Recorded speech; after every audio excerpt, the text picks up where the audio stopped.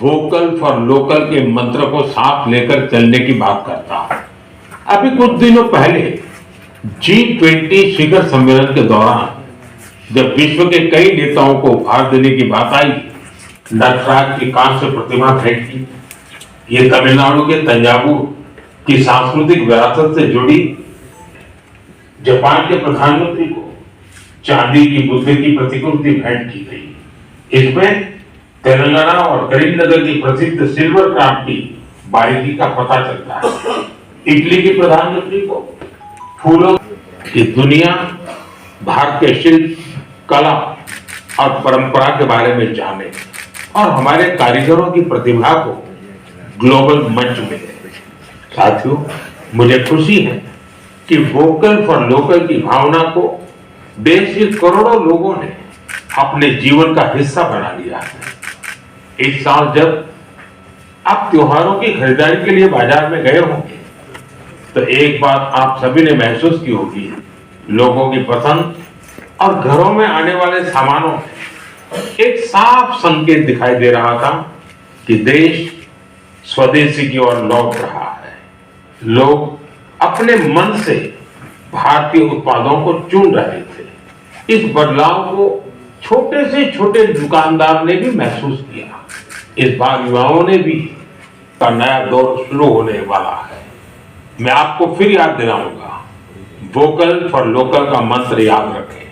खरीदे वही जो देश में बना हो, बेचे वही जिसमें किसी देशवासी की मेहनत लगी हो। मेरे प्यारे देशवासियों, भारतीय खेलों के लिहाज से ये महीना सुपरहिट रहा है।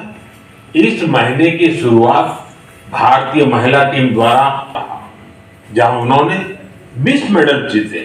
साथियों, जिस बात की और भी अधिक चर्चा हो रही है वो है हमारी महिला टीम का ब्लाइंड क्रिकेट वर्ल्ड कप जीतना।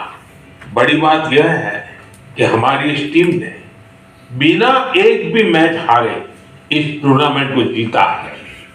देशवासियों को इस टीम के हर खिलाड़ी पर बहुत गर्व है।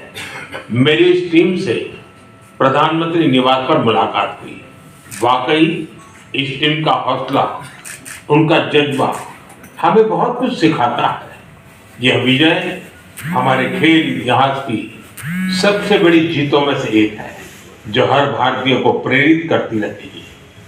साथियों, आजकल हमारे देश में इंड्योरेंस स्पोर्ट्स की एक नई खेल संस्कृति भी तेजी से उभर रही है। इंड्योरेंस स्पोर्ट्स से मेरा मतलब ऐसी स्पोर्ट्स एक्टिविटीज से हैं जिनमें स्पोर्ट्स का ही एक उदाहरण है आयरमैन, ट्रायथलॉन। आप कल्पना करिए, यदि आपको यह बताया जाए कि आपके पास एक दिन से भी कम समय है और आपको ये 3 काम करने हैं। समंदर में 4 सेना किस बहादुरी के साथ देश की सुरक्षा में लगे हुए हैं। उन्होंने भूटान की भी चर्चा की और भूटान के चर्चा के बाद उन्होंने जो भगवान बुद्ध के अवशेष हैं पूरे दुनिया में भारत से लोग ले जा करके भारत के प्रति आभार व्यक्त कर रहे हैं, इस बात की भी चर्चा उन्होंने किया।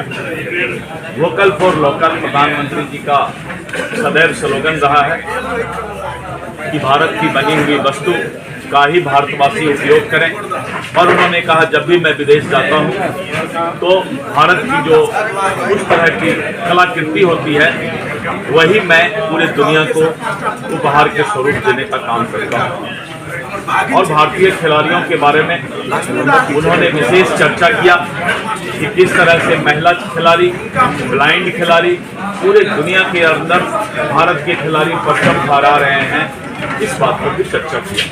प्रधानमंत्री जी के मन की बात से बहुत ही ज़्यादा मोटिवेशनल जो उनका स्पीच होता है और देश के अंदर सुदूरवर्ती जगह का भी जो वो चर्चा करते हैं तो पूरे देश को एक बार देखने का मौका प्रधानमंत्री जी के मन की बात में मिलता है।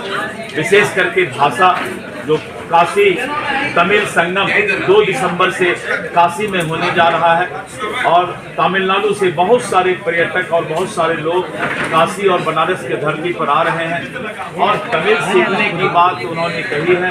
तो इस तरह करके काशी तमिल संगम की भी चर्चा उन्होंने किया है। आप हमारे चैनल को लाइक सब्सक्राइब जरूर करें और सभी प्लेटफार्म पर उपलब्ध है। सिर्फ बिहार हलचल न्यूज़, जन जन की आवाज़ देखते रहें।